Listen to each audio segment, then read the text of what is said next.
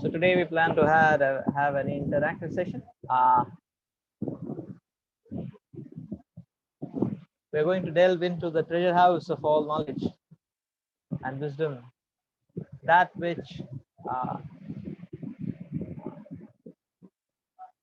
levitates us beyond this plane of inabilities and obstacles and difficulties and agonies, that which gives us this divine vision to transcend all the difficulties and abnormalities.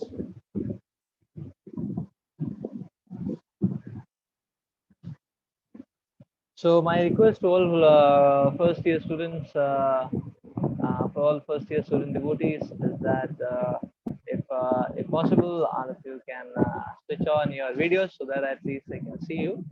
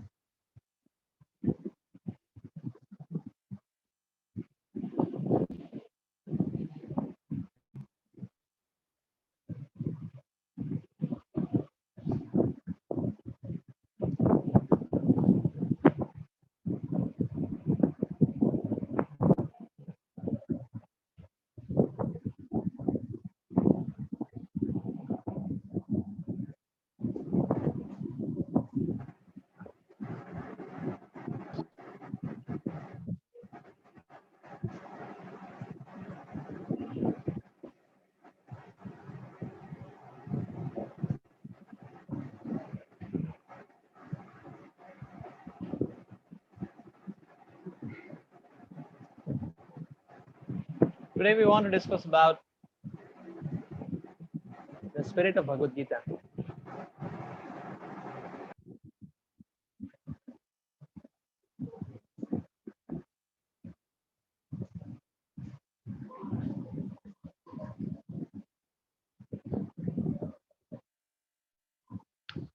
The Lord has presented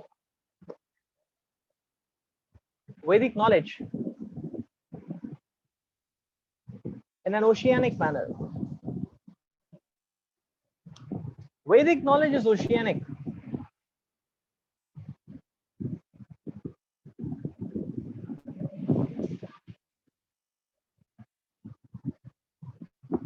Comprising of 4 lakh verses. Oceanic knowledge. So that the fact that the knowledge is oceanic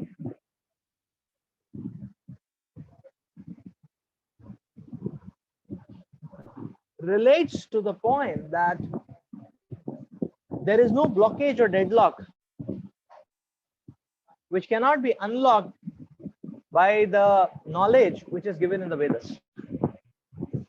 That's the point. That's why the Vedic knowledge, the entire plethora of Vedic knowledge is oceanic. And the reason is that there is no obstacle which the Vedic knowledge cannot help us to not transcend. There is no deadlock which can be unlocked, which cannot be unlocked by the Vedic knowledge.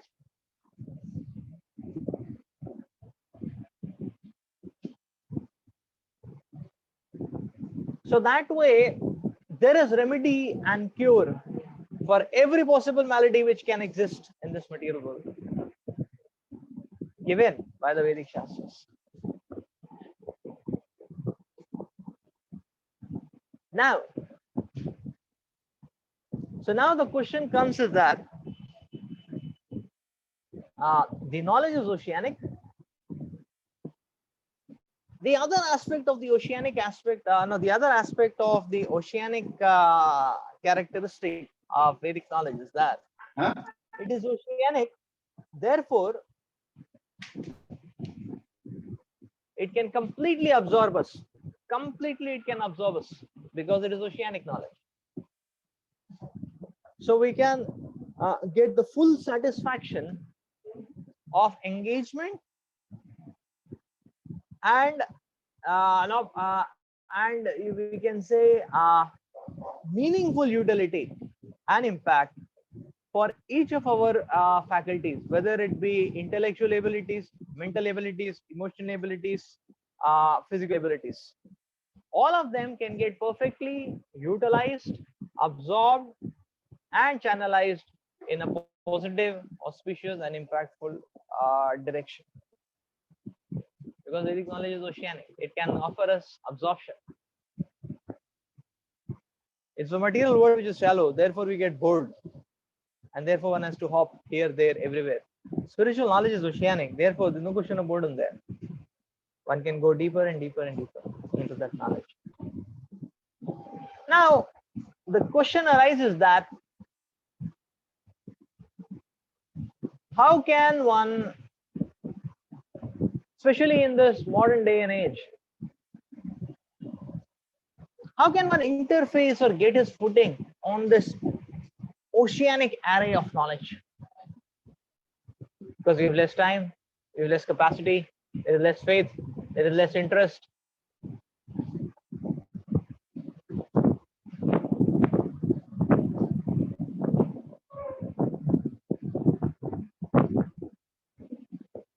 There is less faith, there is less interest. So how can one interface this oceanic knowledge? And the Lord has solved this problem for us. So modern day man many times says that, okay, because this today's fast-paced life, there is less time, lot of responsibility, lot of pressure, too much of turmoil. Therefore, one says, okay, I don't have much time. Is there a fast recipe? Is there a crash course? Is there a quick fix solution to this whole problem of spiritual understanding? Something which is instant, something which can work quick.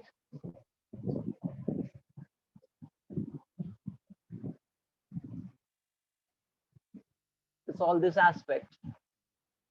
The Lord has given the essence of all the Vedas, the essence of all the Vedas in the form of Bhagavad Gita. So Srimad Bhagavad Gita is the condensed nectar of this ocean of positivity and happiness which the Vedas are offering us.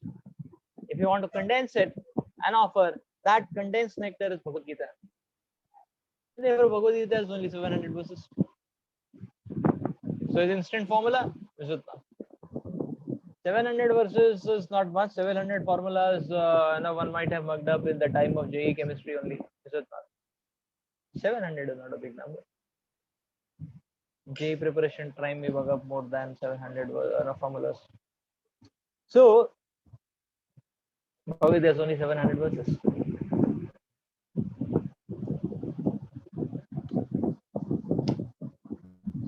And each and every verse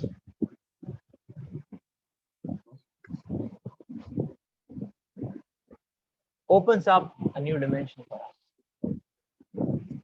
a new revelation for us.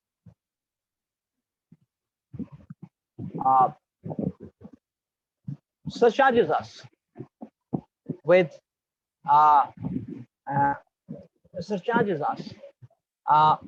with such a powerful with such a powerful energy to actually transcend the inabilities of this material world. And that is what Bhagavad Gita is offering us.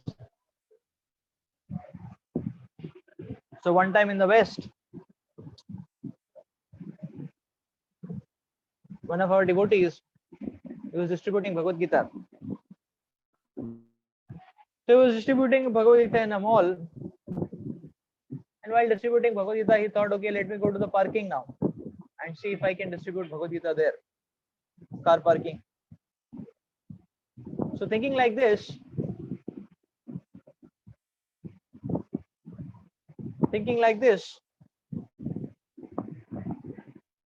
a devotee went to the car parking. So he saw there was a sleek car, and it seemed that the owner of the car had just boarded the car, and the car was about to leave. The engine was on, the car was about to leave. So he thought, okay, this seems to be a well-to-do gentleman. But then and then he thought that, okay, but and he's about to leave. But maybe let me show him Bhagavad Gita. This can give him a good benefit in his life. So he started showing the Bhagavad Gita. The jet black, the windows, the one directional windows. You can see from inside out. From outside, you cannot see in. So the devotee, he was waving the Bhagavad Gita. He was knocking at the window pane. Sir, this book can change your life for the better. This can be a turning point in your life. This is a copy of Bhagavad Gita. And there was no response from inside, but the car was not moving ahead, and the engine was on. So because the car was not moving ahead, the devotee was getting encouraged. So now he knocked at the window, no response. So he thought, okay, at the front window, actually, he started waving the Bhagavad Gita. Like this, started waving the Bhagavad Gita. So that the gentleman inside can see what is he waving.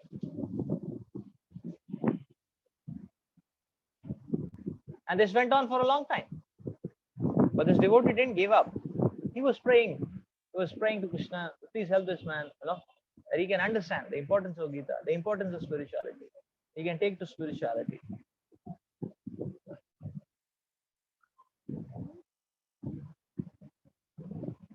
So after some time, what happened is, it was just the engine was on. This devotee was enthusiastically waving, and he was praying to the Lord. Now after some time, what happened is that the door of the car flung with a thud. And as soon as the door flung open with a thud, the gentleman from inside was dressed in suit coat, he was dressed in costly suitings.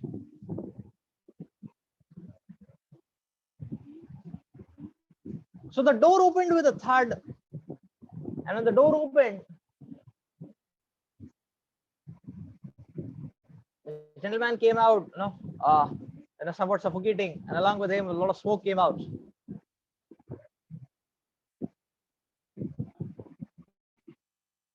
So the story was that this gentleman, he was frustrated with his life, and he thought of committing suicide. So he researched on various ways of committing suicide, and because of having a very niche reputation, he thought of committing suicide in a niche way, or some unique way. Some not just jumping down from the 10th story or from hanging on the wall, the fan or something. So what he had done was that in his posh car, the smoke pipe actually of the car, which throws out the smoke, he had turned that pipe inside the chamber of his car cabin, inside the cabin of the car, and he locked all the doors and windows. So when the motor was on, the smoke was coming in, and in this way he was smoking himself to death. And while this was going on, in the meantime, from outside, a devotee was showing Bhagavad Gita. And this man, initially he was feeling a bit agitated. Suddenly people are not letting me die also. But then seeing The cover page of Bhagavad Gita, seeing Krishna, seeing Arjuna warfield, Krishna at the back. Now mind it, this is a Western world. People will not know who is Krishna, who is Arjuna. We can know by seeing the picture that this is Bhagavad Gita, this is Mahabharata. But just seeing Bhagavad Gita, Song of God, he got the curiosity. So he thought, okay, let's postpone suicide for the time being. He came out. He had a look at Bhagavad Gita. He took a copy.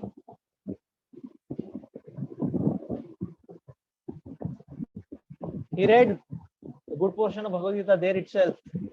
He liked it. He straightened up his chimney pipe. He drove, went back, then went to the temple, became a devotee.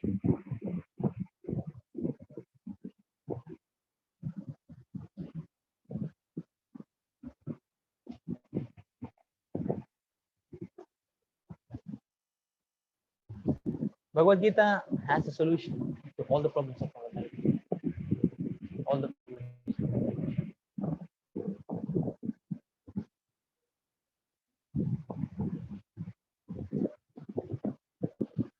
So Bhagavad Gita is that condensed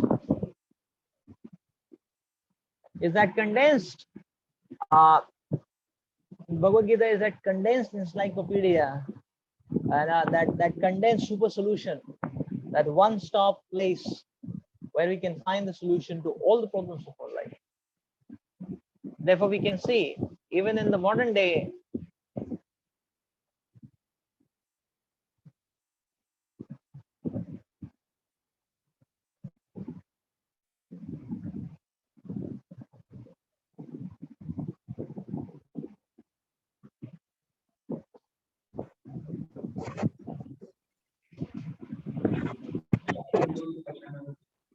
therefore we can see,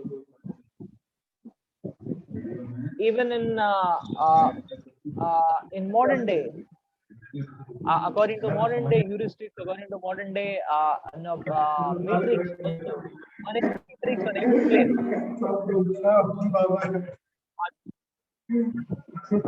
on every matrix and every plane, we will see that Bhagavad Gita stands without competition.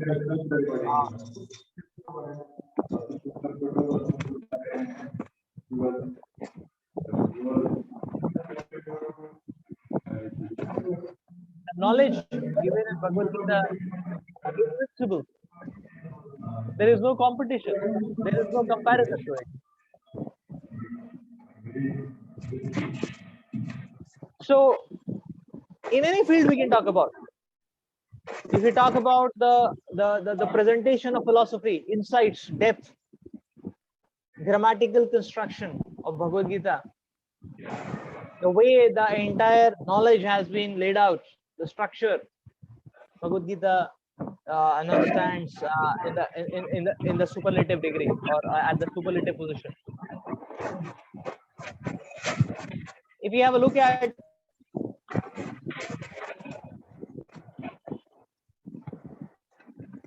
business tycoons or management gurus, and their most famous writings or fundas about how to achieve success, how to win over people, how to win business, how to win relationships, any such tips, tricks, magic fundas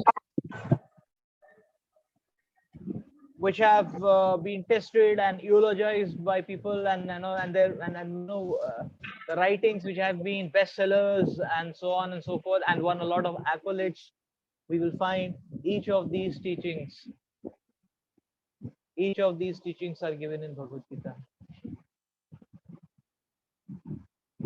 There is no such principle which goes out of the directions and directives which is given by Bhagavad Gita. When it comes to principles of management, you see, nowadays there is this drive in management colleges about management ethics, business ethics, and nothing goes beyond the purview of the teachings and the precepts which are given in Bhagavad Gita.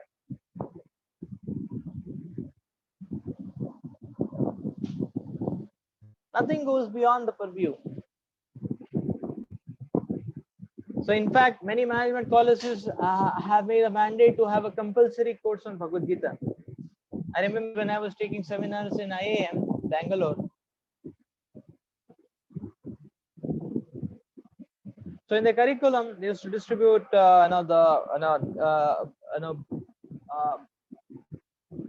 booklets in the form of notes, notes in the form of booklets actually, and many of these notes or booklets would be having Bhagavad Gita verses to substantiate what they are speaking about. And I remember one of the some of the famous clubs. One of the famous clubs in Delhi was a Bhagavad Gita club, in which people would come, professors, students come together, and they would be wanting to delve or discuss about a particular verse, a particular revelation given in Bhagavad Gita. Okay, that how this principle can bring about human resource management, how this principle can bring about resilience, how this principle can bring about synergy, and so on. So we can learn everything, whether it is how to give up negative qualities or negative qualities, lust, anger, greed, envy, whether it is how to learn positive qualities, tolerance, humility, compassion, mind control, willpower, determination. Everything is there in Bhagavad Gita. Everything is there in Bhagavad Gita.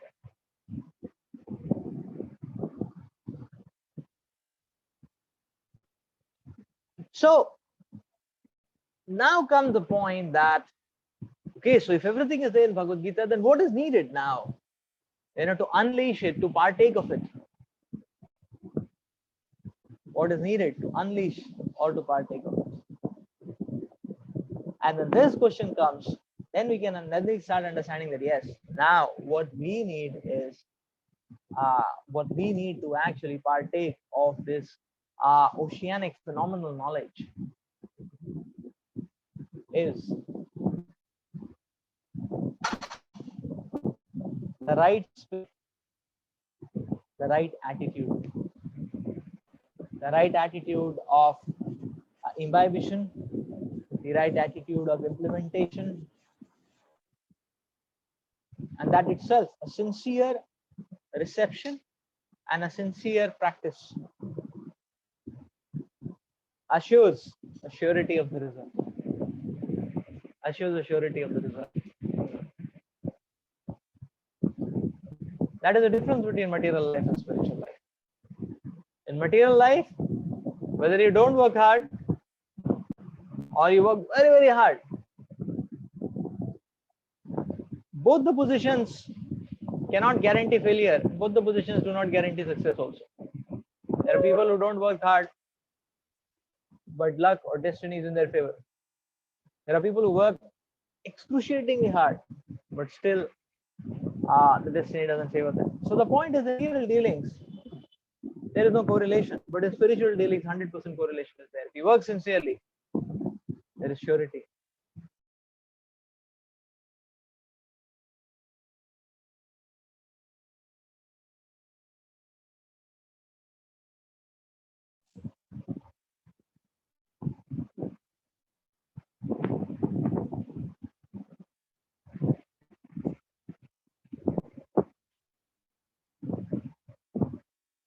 So there is that surety which is there. So therefore, there is a saying that it is actually the attitude and not the aptitude which decides the altitude of our lives.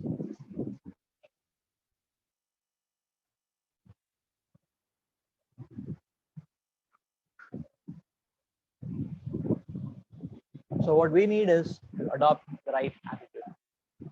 Just like when a sponge is kept in a milk, how much the sponge can soak, and a stone is kept in a glass of milk, how much the milk can soak. So now the question is our heart like sponge or our heart like stone? Many times people say, I know Gita. I can recite the verses of Gita. Sometimes people say, what to say of me? If my child knows Gita, he can recite whole 12 chapter. You can listen.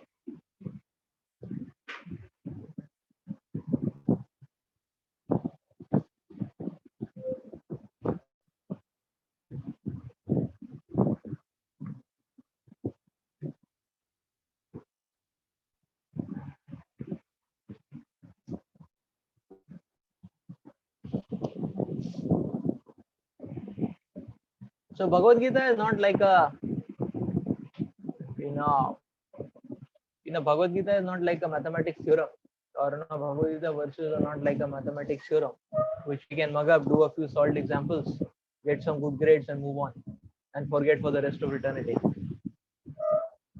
The efficacy of Bhagavad Gita lies in implementation. It lies in implementation. That's the point. That's the point. So it's not about knowing a lot of verses, but how many verses we are living our lives by. That is what will decide the matrix of transformation.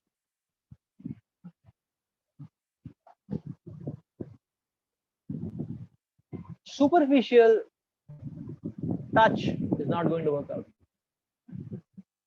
Superficial touch is not going to work out, actually. One has to go deep into it. One has to invest himself into it. The superficial touch is not going to work out. Superficialities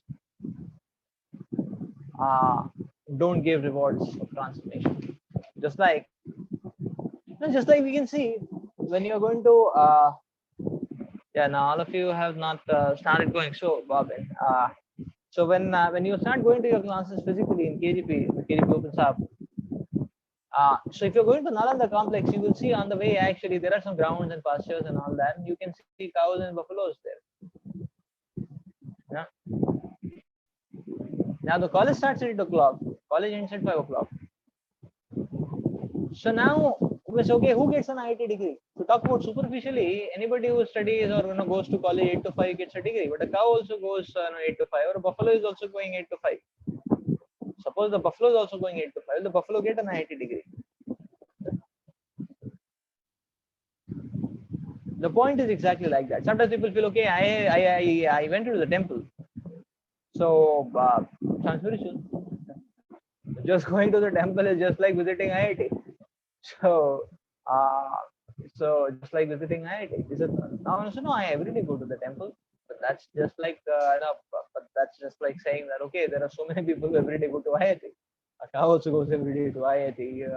Maybe a washerman also goes every day to IIT. A milkman also goes every day to IIT. Who gets a degree? That's the question. That is where we understand that okay, that what is required is that not just physical touch or interface, but our hearts need to be aligned and dedicated and focused and available for that cause. For that cause. That's the kind of attitude which one has to inculcate or develop. Which one has to inculcate or develop. That's the kind of attitude which one has to inculcate and develop.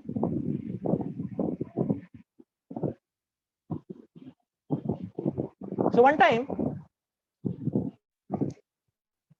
there was a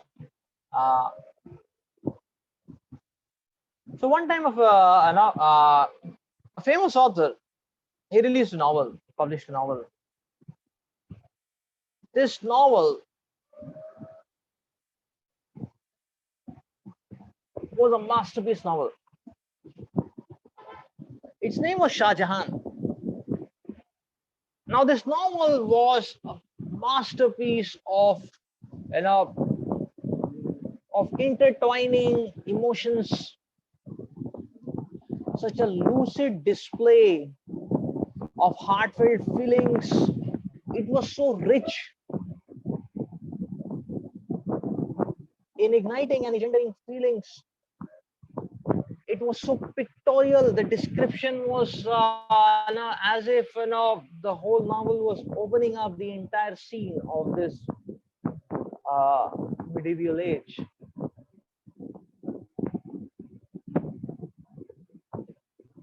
The way the description was, the way the mind of the various characters was portrayed, the way their moves were portrayed, was superb. Picking up the book, one may not want to leave it. It was that kind of an intoxicating writing. And the novel was describing, one by one, the novel described all the atrocities which Aurangzeb had done. The novel described all the various atrocities which Aurangzeb had done. So the critics actually, they read the novel. I mean, they liked it. It was so amazing. It was a masterpiece of literature. Uh, Amazing it was. So everyone, almost everyone, unanimously had only one concern, one comment to make, a small comment or suggestion, or they said the novel is amazing, superb. How the the the aspect of the brutality of Aurangzeb has been brought about, and how it created an impact, and how and seeing that or feeling that from the hearts of the people, the citizens, it was superb. It was shaking. It shook everyone emotionally. But they said, just change the name. I think so. People said that the name should be Aurangzeb instead of Shah Jahan. That was the only critic which was there. The name of the novel, because the novel is not talking anything about Shah Jahan. Shah Jahan is only on the first page, and then it's Aurangzeb, and Shah Jahan is on the first page behind the bars, and Aurangzeb has become the king, and Aurangzeb is wreaking havoc in that sense. So this is what was portrayed. I mean, this is so the critics, they went to the author to ask him, the novelist, and the novelist said no. Actually, the name of the novel is rightly Shah Jahan. He said, you may say that Aurangzeb is on every page of the book, but he said that's not the complete picture of reality. He said it's not Aurangzeb. Shah Jahan is there on every page of the book. He said the entire novel is describing how Shah Jahan is seeing the affairs of the kingdom. We are seeing through Shah Jahan's eyes, we are feeling through Shah Jahan's feelings, and therefore the name of the novel should be Shah Jahan, not Aurangzeb. So this was interesting, this was intriguing, and this is insightful. This goes to show that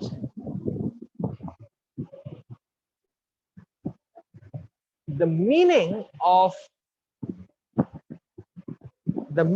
and the essence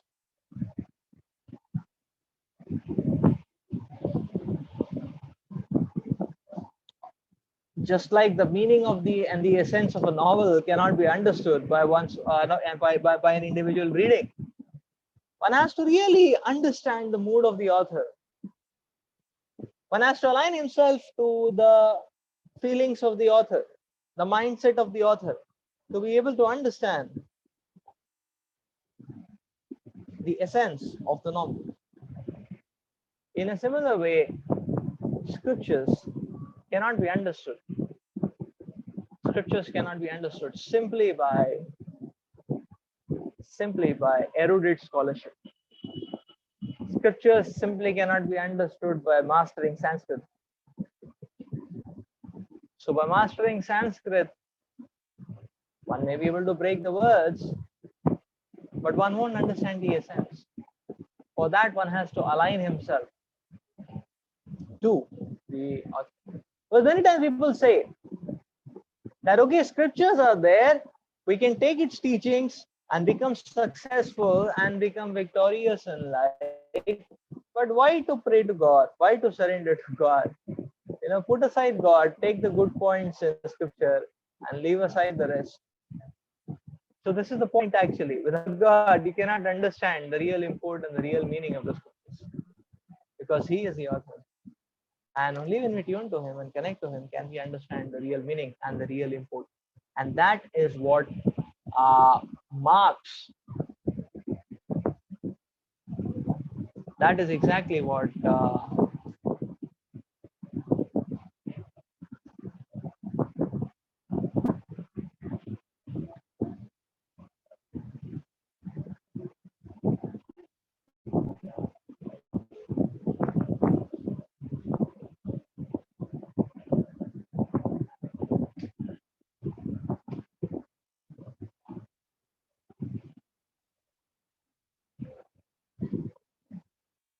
That is what exactly marks the true spirit of Bhagavad Gita. The true spirit of Bhagavad Gita. The spirit of alignment, the spirit of submissiveness, the spirit of devotion, which is what is required to understand the message of Bhagavad Gita.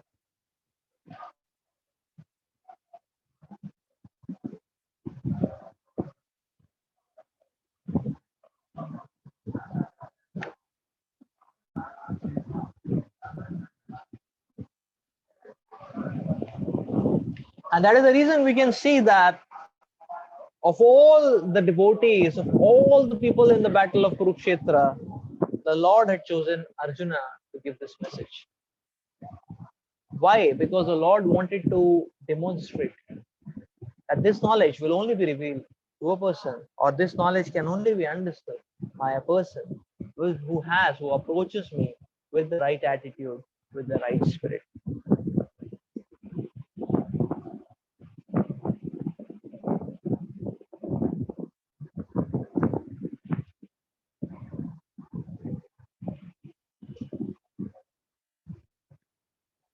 So to churn out the spirit, or rather to now what we want to do is we want to churn out the spirit, or we want to churn out the the spirit in a contrasting fashion, in a way of presenting the right spirit, no, vis-a-vis the wrong spirit, and in that way comparing the right spirit with the wrong spirit, and in that way understanding what needs to be done, how we need to approach spiritual life, how do we need to approach scriptures, and how we should not approach scriptures, or how we should not approach the scriptures.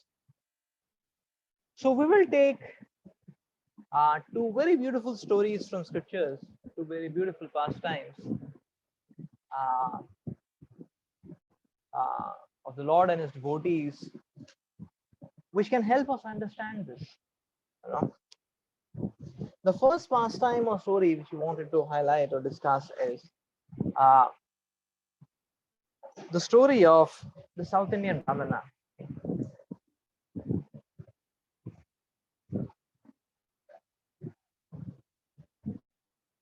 So what you're seeing is the picture of Lord Chaitanya Mahaprabhu.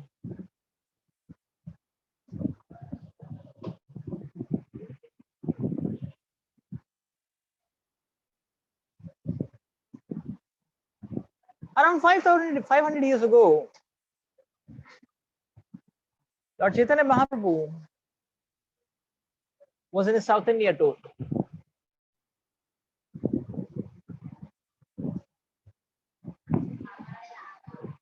And while he was touring in South India,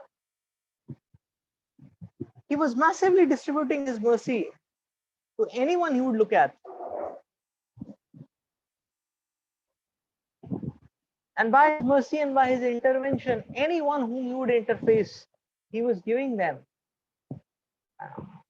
or he was awakening their love for God, their dormant love for God to anyone and everyone. Mahaprabhu would interface, he was awakening their dormant love of God. So Chaitanya Mahaprabhu, in his tours to South India, he reached the temple of Srila Ranganath Swami.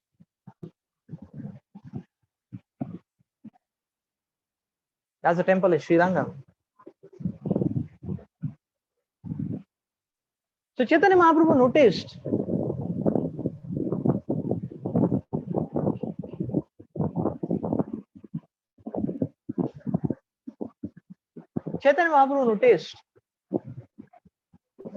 that there was a South Indian Brahmana who was dressed in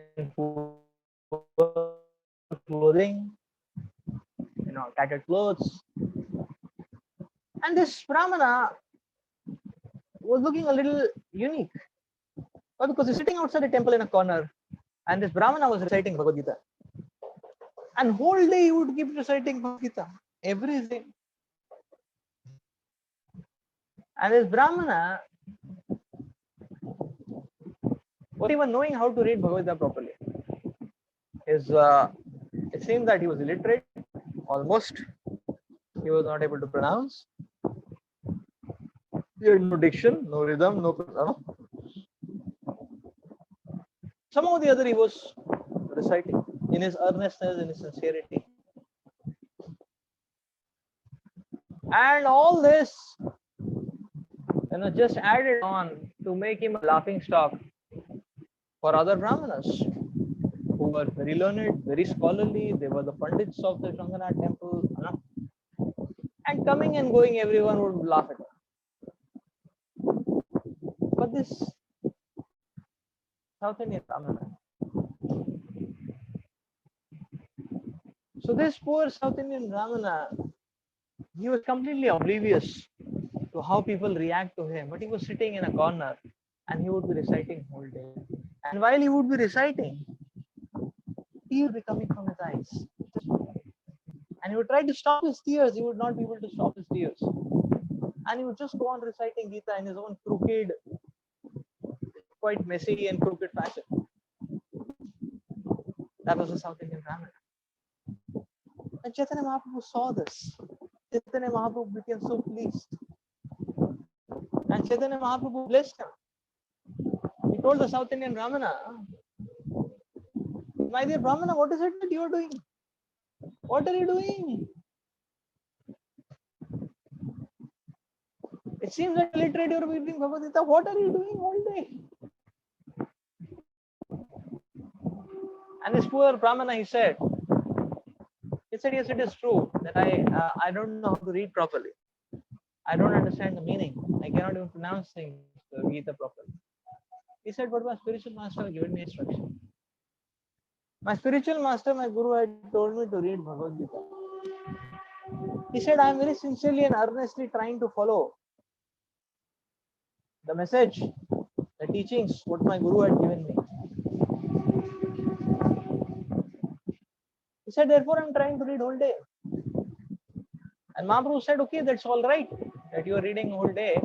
That's all good. That's all wonderful. You are following your teacher, the words of your teacher. That's wonderful. But why are you crying?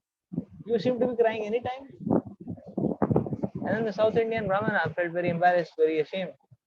But then he said in his very natural, humble disposition, he said, actually, when I start reading, then this beautiful vision of the Lord as Parthasarthi comes in front of me, as the charioteer of Arjuna comes in front of me. And then I am seeing how the Lord, who is the supreme, but he was ready to become the charioteer of Arjuna. He was ready to become the charioteer of Arjuna. He was ready to become the charioteer of Arjuna. He was ready to take such a menial position, such a simple, humble position, just for the sake of his devotee, Arjuna. Such is the greatness of the Lord. This vision comes in front of me and I just cannot stop crying, because I am completely overwhelmed by that thought and feeling that my Lord is so great and so kind. And when Chaitanya Mahaprabhu heard, Chaitanya Mahaprabhu blessed him. He said, "You have already perfected your life. You have already understood the essence of Bhagavad Gita."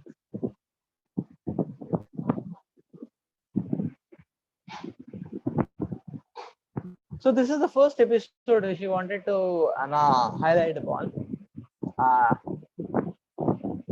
In this episode, you can see both the spirits are there. The right spirit of approach and the wrong spirit of approach.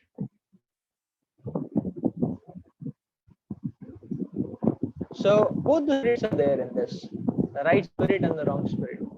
Now,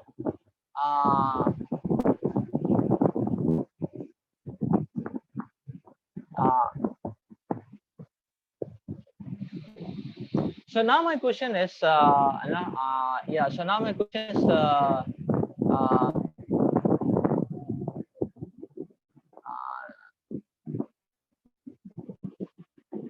question to the first year devotees is, can you tell, or can you point out from this episode what is the right spirit and what is the wrong spirit?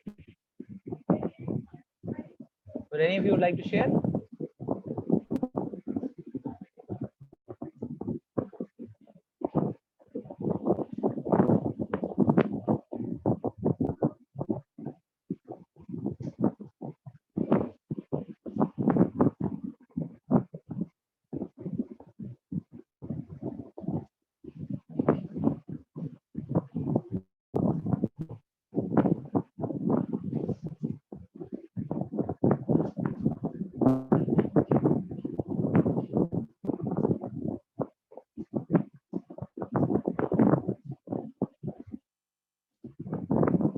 What is the right spirit?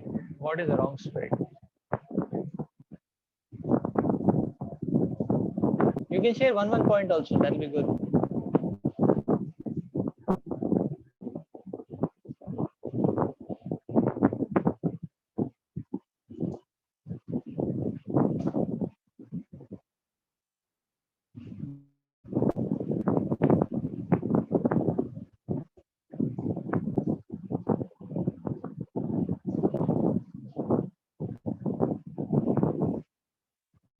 Or maybe each of you can share one. Huh?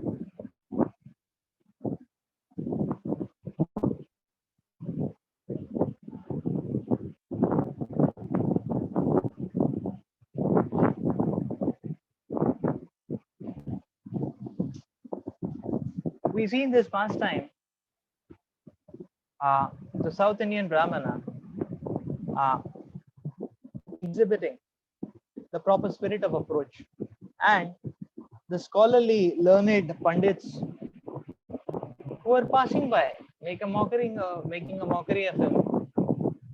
They may be they may be Trivedis, Chaturvedis, but they were not displaying the right spirit. They were displaying the wrong spirit. So this particular story of the South Indian Brahmana can teach us very wonderful lessons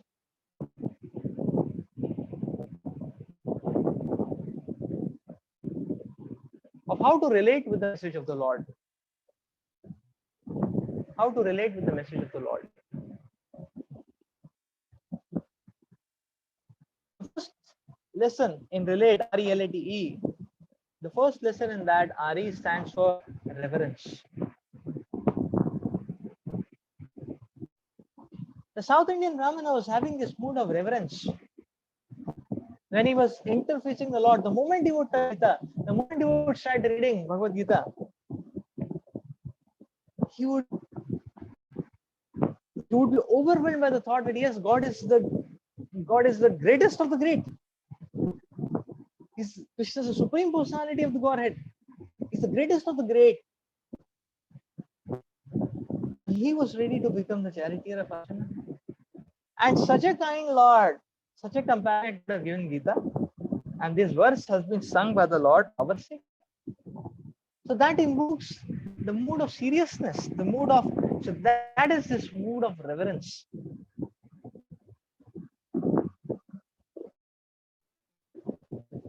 The reverence also stands for priority.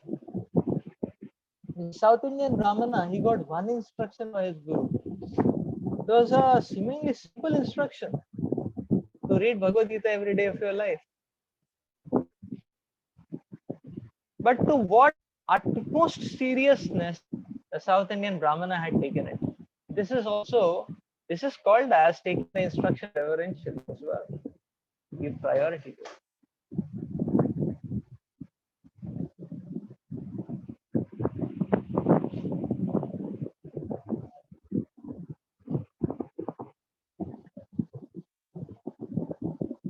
The next lesson, that is L, comes from L. L stands for love of God. Love of God is the last word in transcendence. Love of God is the last word in transcendence.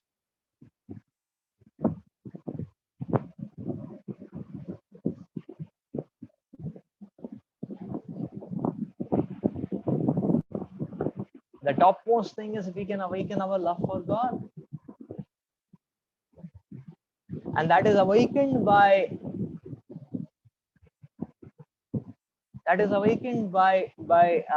actually reminding ourselves, by actually meditating on the wonderful qualities of the Lord. So the point is, God is great. His greatness is incomparable. But more than the greatness of the Lord is the sweetness of the Lord. And that sweetness of the Lord can actually ignite a love for God. So here the South Indian Brahmana was meditating on the Lord, and he was in that great mood and he was meditating that how Krishna is so merciful, is ready to serve his own devotees, and that Krishna has sung a song. Just like in movies when people love, fall in love or so they fall in love, then they sing a song, to express that love. So actually this idea is not original. This idea is copyrighted by the Supreme Lord. The original song of love song is Bhagavad Gita. But the Lord, in love for all the living entities, is singing the song of love called as Bhagavad Gita. Therefore, Bhagavad Gita is called as Song of Love. Song of God. Song of love.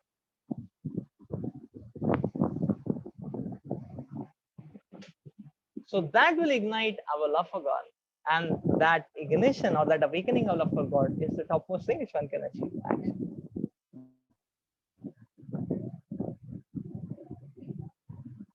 The next point is A. The next lesson is A.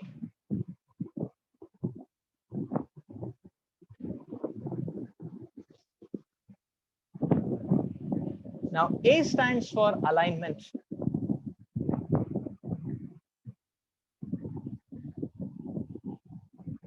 So the message of the Lord is confidential. And because the message of the Lord is confidential, anyone and everyone trying to encroach upon it, trying to squeeze it out, will not get the right meaning. It is confidential. And therefore, one has to align himself, one has to be humble. And only such a devotee who tunes himself according to the heart of the Lord, according to the desires of the Lord, only such a person can understand the mood of the Lord, the import of the Lord. So just like many times, the shopkeepers do this.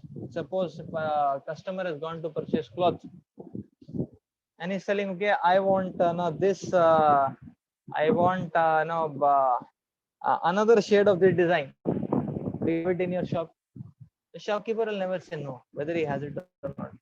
He'll say yes, yes. So then he'll say, okay, abhi mangwa dete hain. And then he will call his assistant. He'll say, hey, Chotu, go down se leke aao. ये design के बाकी सारे shade लेके आओ godown से. So now The point is that he doesn't have the other shades of that time. So he's telling Chotu, what he's telling Chotu, go down slowly here. So the customer will think that okay, getting from the go down. But the Chotu understand get it from the go down means go in the shop, on the back street and get it from there. Is it not? Now this only the assistant can understand, not the customer. This is code language, confidential. Therefore, we see the message of the Lord is confidential.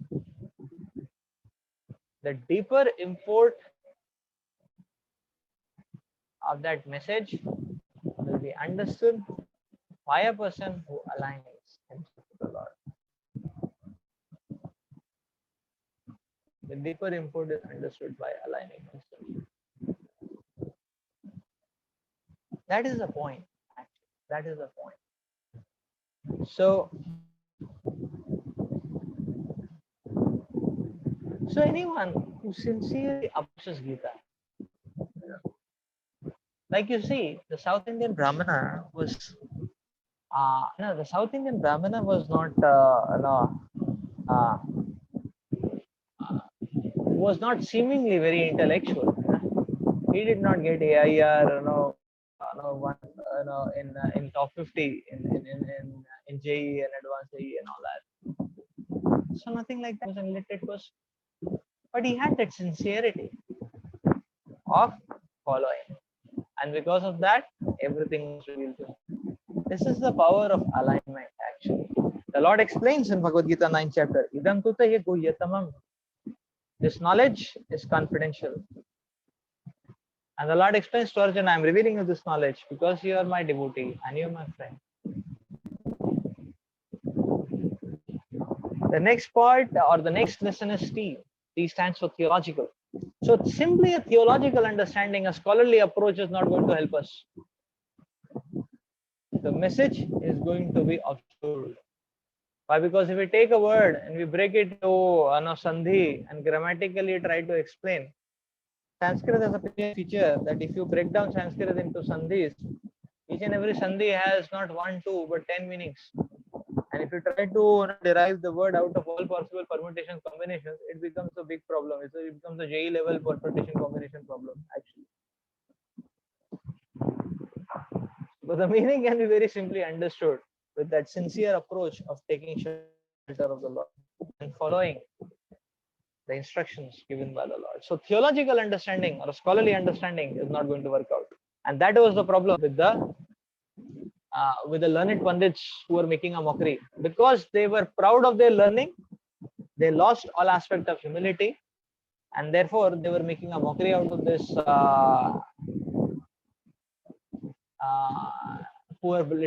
this poor South Indian Brahmana.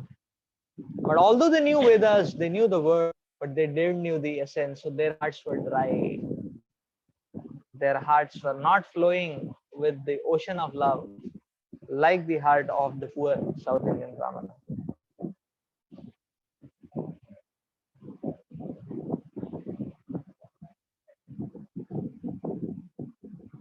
And the final point in how to relate with the message of the Lord. E stands for, in the acronym, the E stands for envy.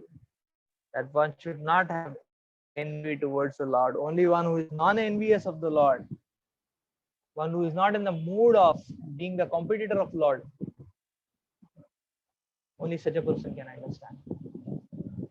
Only such a person can understand. That's what the Lord explains in Bhagavad Gita to Arjuna as one of the qualifications. Why Arjuna is a recipient of the Bhagavad Gita. And the Lord is explaining, because you are anusuyave, you are non-envious of me. And therefore, you can understand this message. So this is what is required to relate with the Lord. Reverence of approach, that yes, the scriptures are divine words. They are amazing words which can create great auspiciousness in my life. The aim of my life should be to develop love of God, and that can develop when I connect to Lord sincerely, and every day I meditate on the Lord's qualities, the Lord's pastimes. The mood of alignment and humility is very important. Theological approach, scholastic acumen is not going to work out, and one's heart should be free of envy. That is how one can relate with the message of the Lord.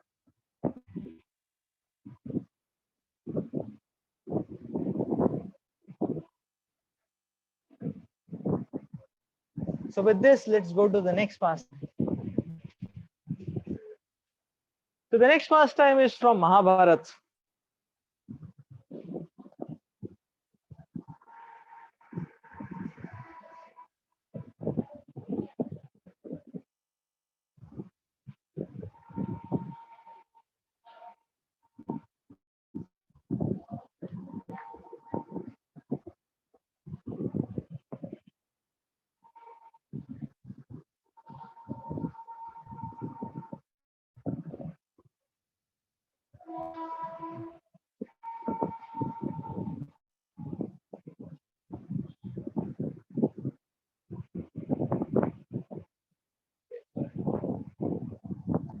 The scene is just before the war.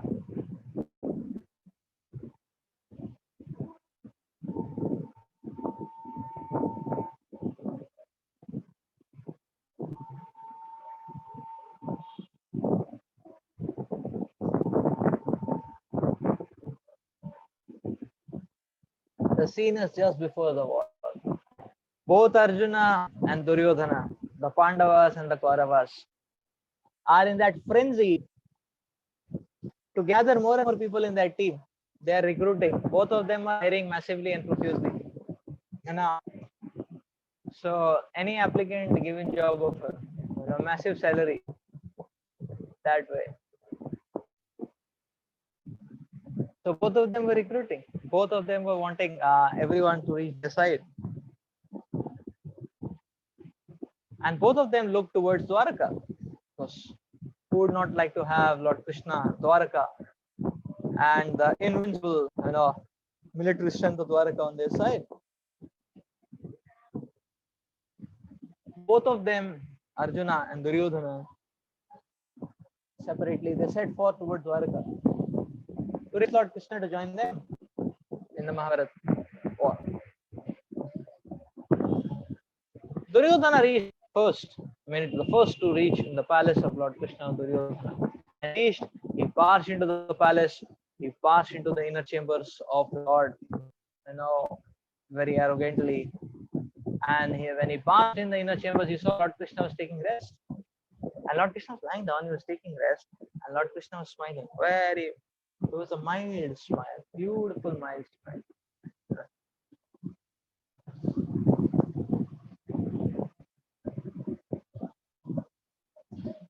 This mild smile is glorified Kulashekar Maharaj when he says, Chintayami Harimeva Santata Mandaha Samuditanam Nanda Gopatanaya Parasparam Naradadi Muni Vrindevanditam. He's telling Chintayami Harimeva Santatam. I always meditate on Lord Hari, who is having this mandahas, who is having this mild smile, beautiful mild smile. And the Lord was smiling very mildly and sleeping. It is natural sleeping posture with a mild smile on his face, very beautiful, very captivating. Anyway, Duryodhana was a bit restless because he just wanted to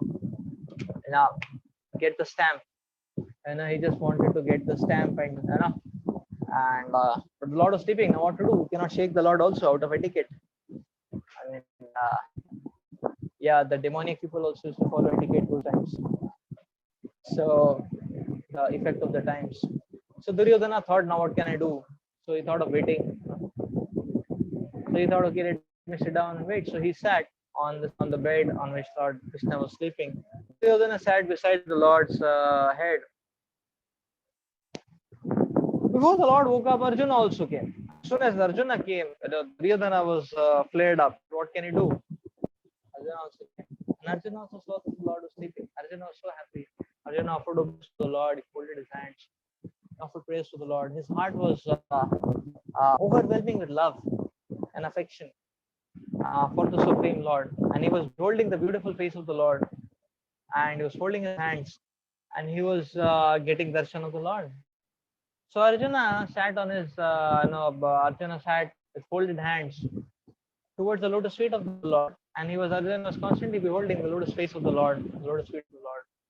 And Arjuna was feeling so fortunate to have got the darshan of the Lord. After some time, the Lord woke up.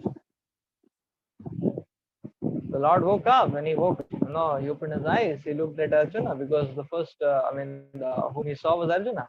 Because if you're lying straight, you wake up, then you're going to see the person towards your feet first. So the Lord saw Arjuna, and the Lord was very happy. The Lord said, Arjuna, Parth, you're here. So nice, wonderful to have you here. And what would you want? And immediately, sharply, Duryodhana interjected, and he said, I'm also here. Oh, the Lord said, oh, you're also here. Okay, Hari Bol. You're also here. Okay.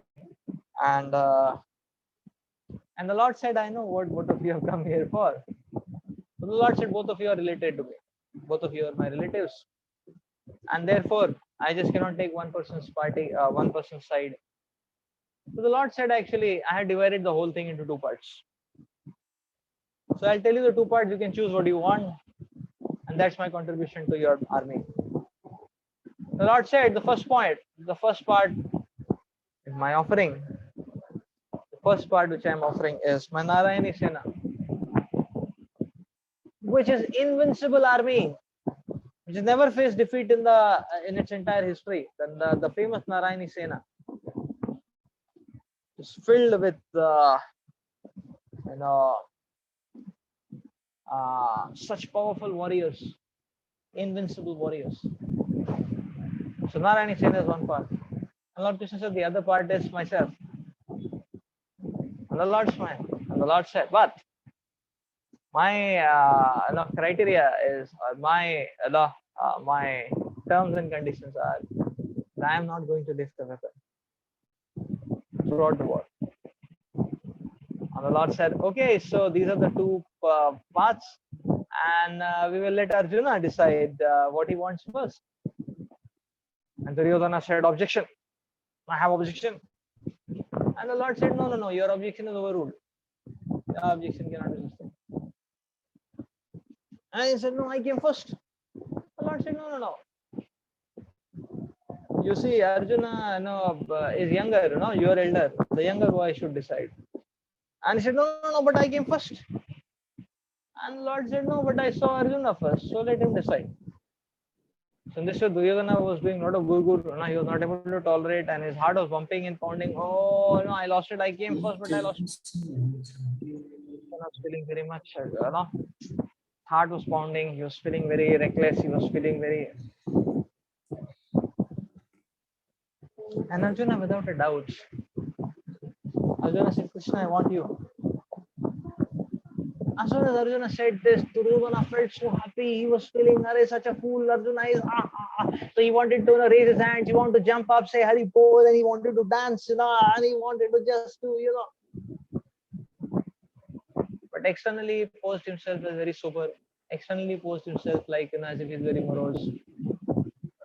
He made a very deen face. And then he said, okay, Krishna, okay, Arjuna, I will just accept whatever I am left with, as your mercy on me. What can be done? Whatever you have given me as your immense, your mercy, your kripa, I take it on my head. So that is his sly fellow, his sly behavior. But internally, he was having goosebumps, and he was ecstatic, and he was, I got the Narayana Sena because he was thinking, what is the use? What is the use of having Lord Krishna if you're not going to fight on? What is the use of having a non-fighter? Well, Narayana Sena, such a powerful fighting record. He thought, okay, better get the army. So when Duryodhana left, Lord Krishna was smiling, and Lord Krishna was asking Arjuna, why did you choose me? I am not going to fight also. I am practically useless for you.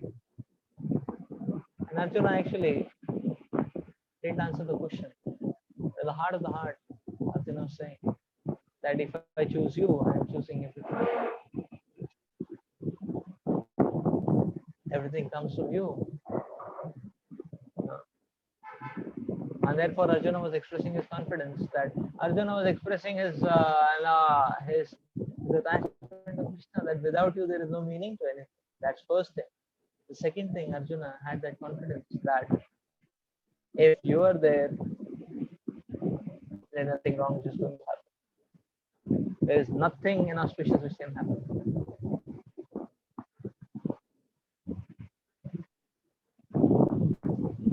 So this is the second pastime. Very beautiful pastime. This pastime tells us how to develop that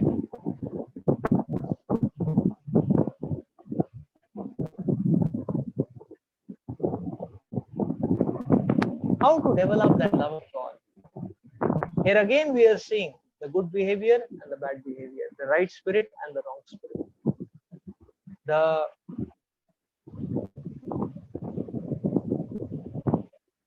We are seeing the right spirit Arjuna and the wrong spirit of Duryodhana.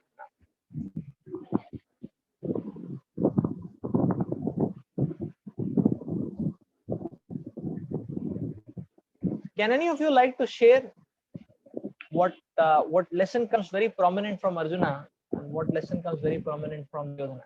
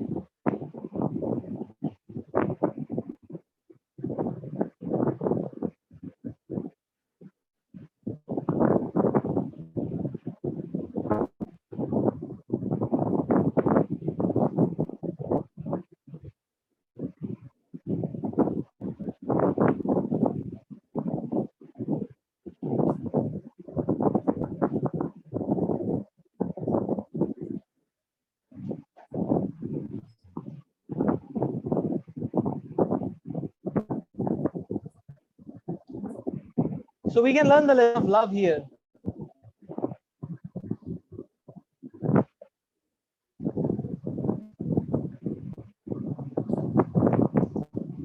And the first aspect of love,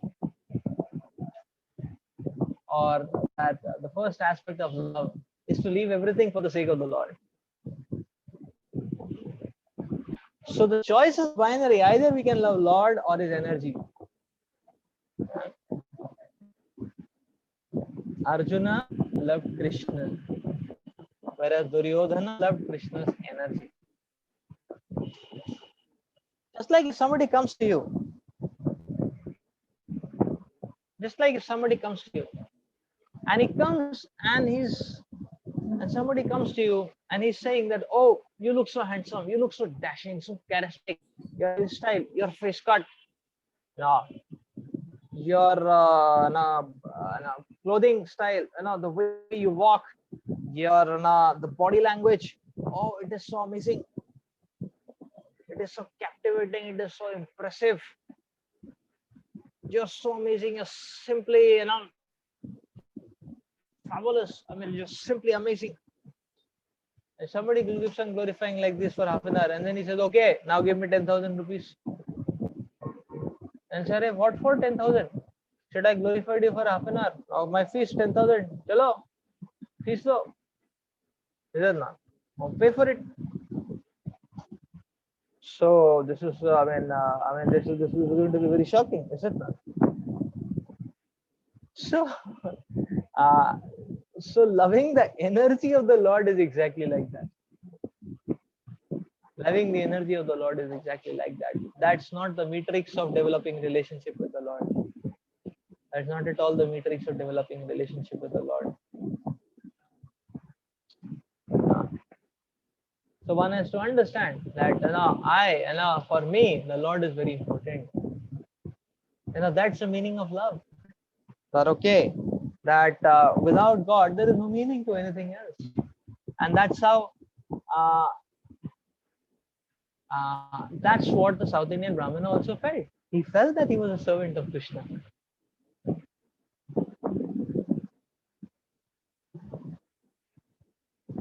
He felt in his relationship with the Supreme Lord, the supreme no, most priority to, he gave the supreme most priority to his relationship with the Lord. That's the meaning of no, leaving the facilities. That's the meaning of loving the Lord, not his energies.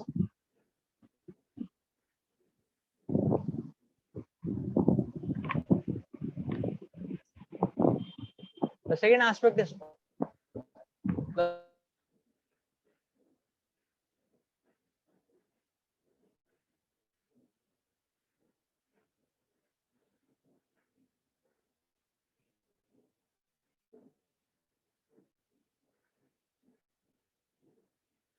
sources.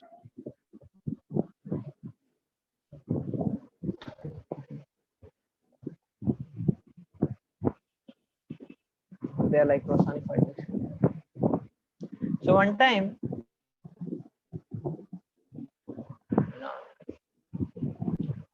Alexander was going on his expeditions to to expand his sovereignty. And they were passing through a forest. They were passing through rural area. So their whole entourage was staying in tents in that area that day. And it was a night time. It was the early night time. And all of a sudden there was a sound. Somebody was screaming, "Thief, thief, thief!" And everybody got alert because they were all soldiers actually, and they were very ferocious. They were very powerful soldiers. Alexander's team, and they all became they all now rose up to their tips, and they hunted, and they caught this fellow. He was a thief. So what kind of thief he was? And he was stealing some sabjis, some lauki, karela sabji, from the kitchen tent. He was a thief. He was stealing some sabjis. And so they chained him, and they beat him up, and they took him to Alexander. And Alexander was feeling so offended that in his camp somebody can cheat and loot, and his camp somebody can do thievery. Alexander told, behead him. That is his just punishment. He dared to take panga with Alexander. Yeah, behead him. Off he goes. And this thief actually was really fearful. He was folding his hand. He said, "Oh, please forgive me." This, that, He said, "Where is your lotus feet? I bow down to your feet. Please forgive me everything. Please forgive me." And Alexander said, "Chop him off."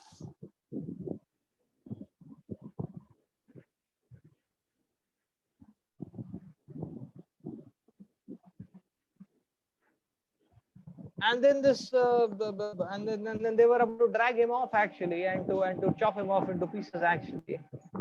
And then he started proclaiming to Alexander. He said, "Please forgive me." He said, "You cannot kill me."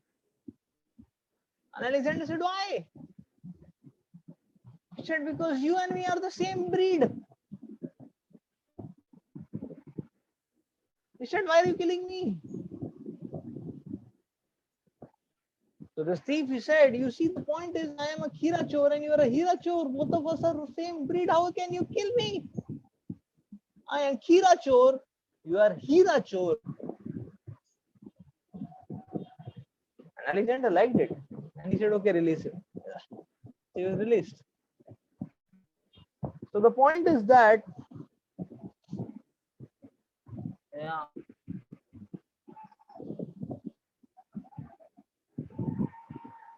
whether somebody keeps a Hira or a Hira, both are called as Chor. So one time Srila Prabhupada, he was meeting a big industrialist. And Prabhupada was asking, "What industry you have?" He said, "I have a glass industry." And "How do you produce glass? Where do you get it from? Where do you get the ingredients from?" He said, "Oh, glass is produced from silica." And Prabhupada said, "Where do you get silica from? You manufacture it?" He said, "No, no, no. The ocean bank is a lot of sand actually. I take that sand and make silica, and from that we make glass and everything." And the Lord said, "Oh, and that sand in the ocean is given by God." and you're taking the facility given by God, and you're making glass, and you're making profits out of that. You're a thief. The Prabhupada told him you're a thief. So then this grass industrialist, he said, no, Swamiji, that is there. But Swamiji, I offer some donation also to Krishna temple. Then Prabhupada said, oh, you offer some donation also? Then you're a small thief. Some donation you offer back. So the point is, one should be ready to offer everything to God, understanding God to be the owner. Third point is V. Now V stands for victory. Victory always lies when we choose. Or victory is always there when we choose to be with God. When we choose to be with God. That is where victory always lies. When we choose to be God. Krishna is the proprietor. I should thank him, the Lord, for all he has given. And whatever he has given me, let me offer it back to the Lord. In reposing, he is a proprietor, like that. So in connecting to the Lord, so I may not have power, I may not have capacity, I may not have caliber, but if I connect to the Supreme Lord, then all victory will come, and everything auspicious and wonderful is going to happen. So victory is always there when we choose to be with God. And E stands for the last. E stands for eternal relative. To understand that Krishna is my eternal relative. If I seek guidance from Krishna, if I seek shelter of Krishna, all perfection will be endowed. And therefore, without hesitation, without reluctance, one should connect, one should shelter of the Lord. Just like Arjuna did. Arjuna didn't do any calculations of logic, any business calculations. Arjuna understood if Krishna is there, there is meaning to everything. Krishna is not there, everything is futile. So instantly he chose Krishna. That's the point, that the understanding that yes, Krishna is my eternal relative. Krishna is my eternal relative.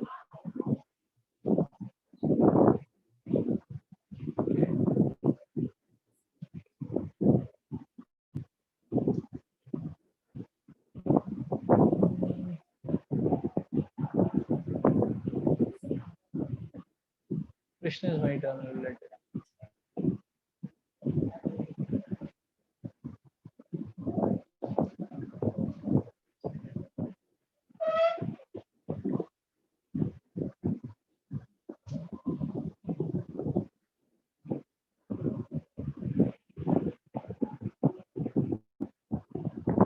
So these two pastimes very beautifully describe the right and the wrong kind of attitude.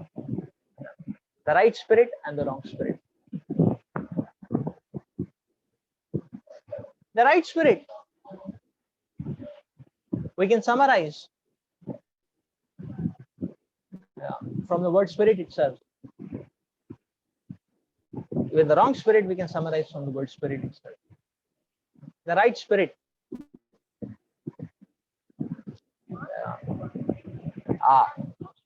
Spirit. S stands for, now we can summarize the right spirit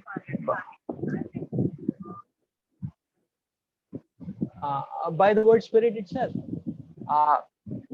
S stands for submission.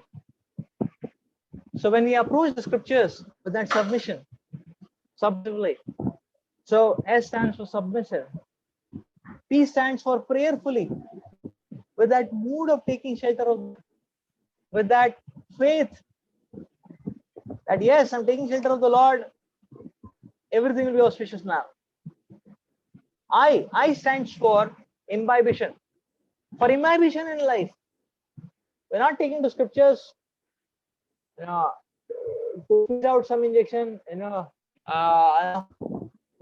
to squeeze up some words to impress people, or to make a video which can go viral and we can become motivational people. Not like that. Imbibition in life. Ask for reverentially. Reverential, seriously, reverential. The next I, SPIRI, stands for indebted. In that heart which is indebted can becomes like a sponge. So that gratitude that Krishna has given me so much. Let me repay. Let me repay God. Attempt to repay God by at least accepting what He has given me. We are indebted to Lord. We can repay the Lord, but at least we can accept. We can express our gratitude by at least accepting what He is trying to give us. By taking His words, taking His instructions, taking mercy very seriously. And T stands for totality. Not in bits and pieces. Not half lesson here, 1/4 here, 3/4 there. No, not like that. No, 1/5 there, 2/10 there. No. In totality. That is the right spirit. The wrong spirit to approach scriptures and the wrong spirit to approach the scriptures, a scholarly approach, a mere scholarly approach. To pose one's knowledge. Okay, I am Chaturvedi, I know so much. Or I am a full Shastra Pandit. So, look at my Panditya. No, that scholastic approach is not going to help us. To approach scriptures is the purpose.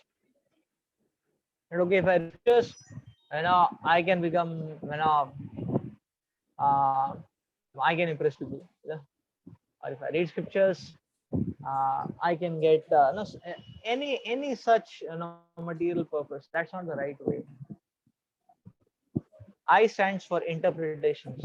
If we interpret the message given by the Lord.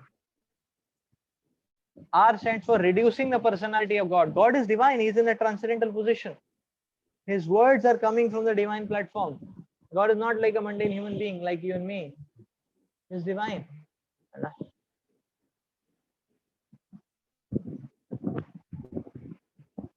The next I stands for interest, having some vested interests. And T stands for theoretical. So that's the wrong spirit. To give up the wrong spirit and apply the right spirit. The spirit of submissiveness, prayerfulness, imbibition in life, approaching the scriptures and the Supreme Lord reverentially, in the heart being indebted, and to accept. We need to accept the message given by the Lord in totality, not in bits and pieces and fragmentation and fragments. So that's it for today. Thank you for your enthusiastic participation. We can take some questions if you have any.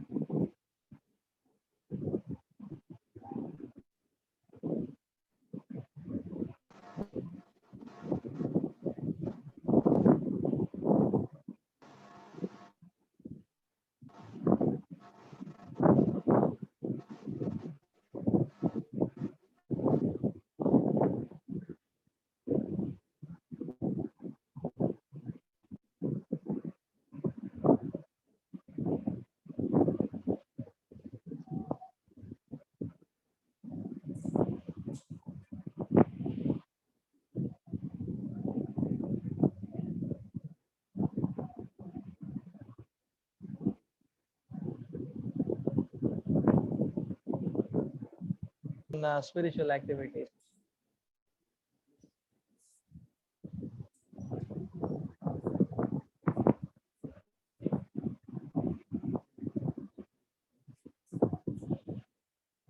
Now, Chaitanya Mahaprabhu has given us a very wonderful process.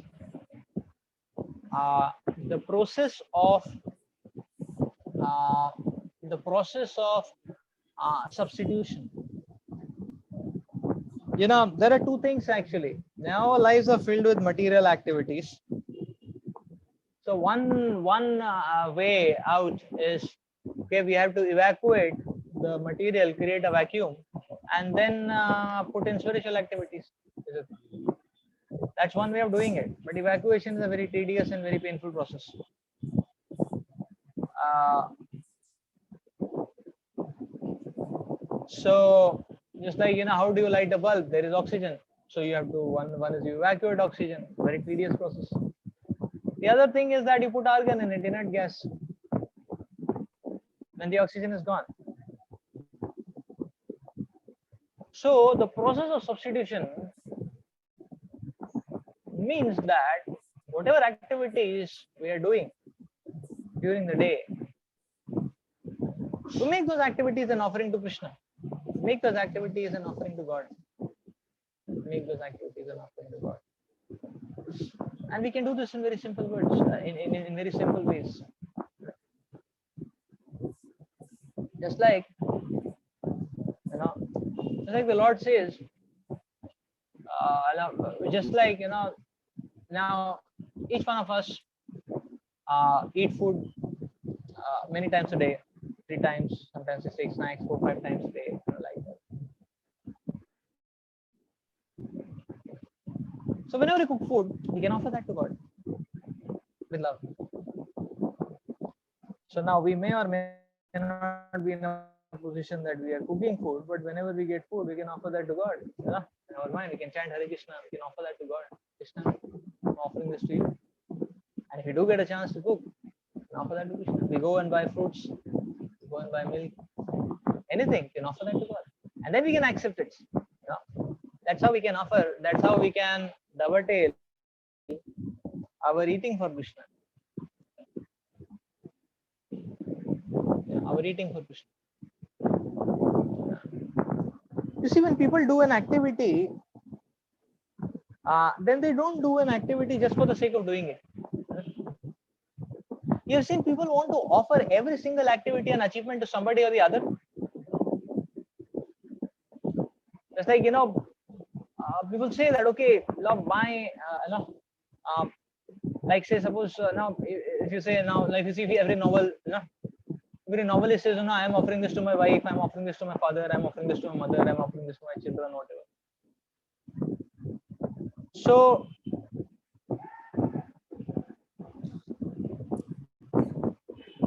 so I'm offering these activities. So now when you offer it to someone, then that same activity does not remain dry. It is not a dry achievement. Then that activity becomes very much loaded with that, with that aspect of love, and it becomes an activity of loving reciprocation. And in fact, that is what gives the kick for, or the motivation for struggle. Sometimes people struggle to get money, but they are getting money for their near and dear ones. They want to offer it to that, for that cause. So now, in the same way, when any undertaking we do for God, that same undertaking becomes spiritual. That way, that whole undertaking becomes spiritual, actually. So in that same spirit, one can study for God. One can say, okay, how can I study for God? Yes, one can study for God. If the purpose for our study is to set an example to the world, that a devotee, to set a good example to the world, then to set a good example to the world, actually, that yes, a devotee is holistic, a devotee is successful, a devotee is sincere, a devotee is serious, and people can get attracted. We have seen. So that's the point. That's the point. So you will see that any sincere and serious example, people see in the society, be in the student circle, be in a working circle, and people want to know more about it. So many of our devotees, they have set a very good example in their studies. They have set a very good example in their career.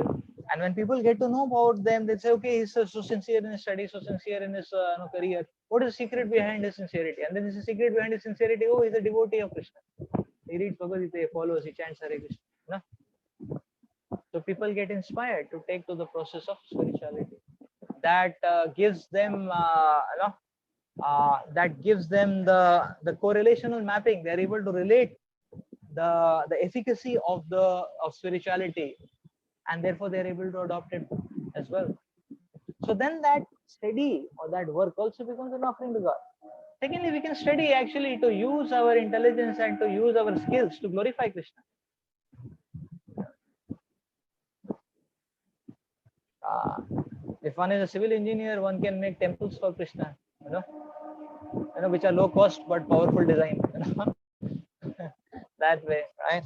If one is uh, a software engineer, now he can make websites for Krishna, which can do preaching, right?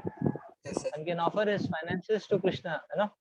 So in this way, actually, one can, this is the process of substitution which the Lord is teaching us. And in a day-to-day day, there are certain very important ingredients which will make that happen. Uh, you know, and one of the most important ingredients is like what we used to, what we follow is to take our time every single day and chant Hare Krishna. To take out time every single day and chant Hare Krishna. So preferably the morning hours are very good. Now all of you are at home, so therefore things are many things in a home setting, being alone may be a bit difficult for you. But nevertheless, we attempt. Krishna is going to help us, and we get a lot of mercy. So we take out time every day, to chant, preferably in the morning. But if it is, somehow the other we weren't able to do it in the morning, any time in the day. And it can be the morning hours also. You can get up early morning when not much family members are awake, or we can go out up in the terrace or go in the garden and chant. The early morning hours. So that chanting of the holy names, that gives us that fuel, to actually live a life in a Krishna conscious way, to offer our activities to God. We should take out time every single day to read scriptures, maybe even 5 minutes, maybe even 10 minutes. So you can ask your respective mentors. They can guide you with step by step. They can guide you and recommend you the right books which you can read. Actually, 5 minutes, 10 minutes also is good enough. It's like a spiritual diet. Then we should take out some time in the week, like all of you are taking out, to discuss spiritual subject matters. Like we have this weekly session, we have these mantra meditation circles. And then sometime in the week we take out to associate with devotees, to learn, to discuss, to share our problems, to seek guidelines. So that will give us that food and that impetus to actually, and that clarity of how to dovetail our day-to-day activities in Krishna service. So so that's the point. Now there was a follow-on question to this, that okay, how we used to do it in our college days, KGP days as a student. So where did we get the so where was the environment? Yes. So how you managed to continue these activities in KGP as a student? Yes. So so the point is yes, the point is, the environment is created by the association of devotees. The right environment gets created by the association of devotees. So by the association of devotees. So so it's just like like all of you are now sincerely wanting to actually along with your studies, along with your career, pursue sincere, genuine spiritual path. So now and then you have your mentors, who are your seniors in your same college. To some of them, 50 years, 40 or 30 year students. So by coming together, by talking to each other, by sharing with each other, by being with each other, that environment is created. So very initial days, what we used to do is that we used to actually assemble every day for chanting, and then we used to do aratis also. This aratis is a very interesting concept actually. So which will introduce you in some time. So we used to do chanting and aratis in one of our devotee seniors rooms actually. To assemble there, it's a big room, and we used to perform our meditation arati, like that. So every morning we used to assemble there, and sometimes in the evening, but mostly in the mornings. Uh, so that's how we used to keep ourselves spiritually such as, like that. And that was one of the ways. And then what we also, then actually as time passed, what we started doing was, then what we started doing was that actually also that, uh, we had taken up a place actually just next to the temple. Not the temple. That is next to the campus actually, uh, uh, where we would actually assemble time to time. We would assemble there for prayers. We would assemble there for spiritual discussions. Sometimes no, we would take projects together. I mean, you have to team up with someone. If you team up with devotees, it becomes all the more relishable because you can have a spiritual environment. No? That's the whole point. And sometimes even exam preparations we would do together. So why? Because if you're tired, then instead of somebody opening up sensual movie, or somebody uh, some any here and there, we can play kirtans, we can have a spiritual discussion that gives refreshment, that gives energy. So that's how that association gives us that strength and potentiality. And therefore, yes, and that's what we used to do actually, and it works out very powerfully. Actually, it works out very powerfully that way. And uh, yeah, so yeah, so therefore KGP days actually, I was having the association of devotees who were like studying along with me, and we all wanted to actually pursue a sincere spiritual path actually. And therefore we used to try to do things together like that. uh, that's how I used to go on, like that. so, so that's that was the point actually. So I hope that answers your question. Yes, sir. Thank you, sir. So the point is, you see, alone, we may go up and down sinusoids, but if there are 10 people who have that same sincerity, and suppose, probabilistically 3 people are down, other 7 are up. By their enthusiasm, these 3 get lifted up. Another time, another 3 will be down, 7 will be up. So sort of everyone is up all the time. That's the power of association. By that we can protect ourselves. By that we surcharge ourselves. And in that surcharge state, when we interact with others, uh, other colleagues, and classmates, batchmates, uh, then our interactions are going to be more meaningful, is it not? Because we are there at we are there at our fullest footing, is it not? Spirituality gives us footing. Actually, that footing we can relate, interact, and invest in anyone meaningfully, like that.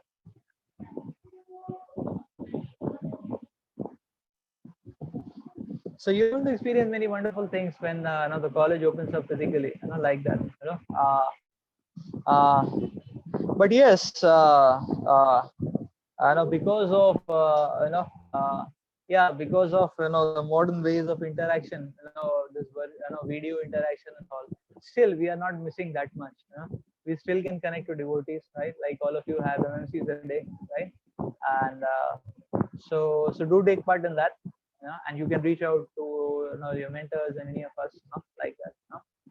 And yeah.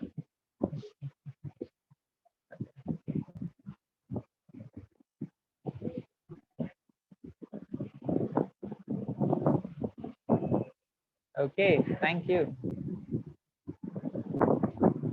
Thank you, sir. Thank you. So let's stop here for today. Hare Krishna.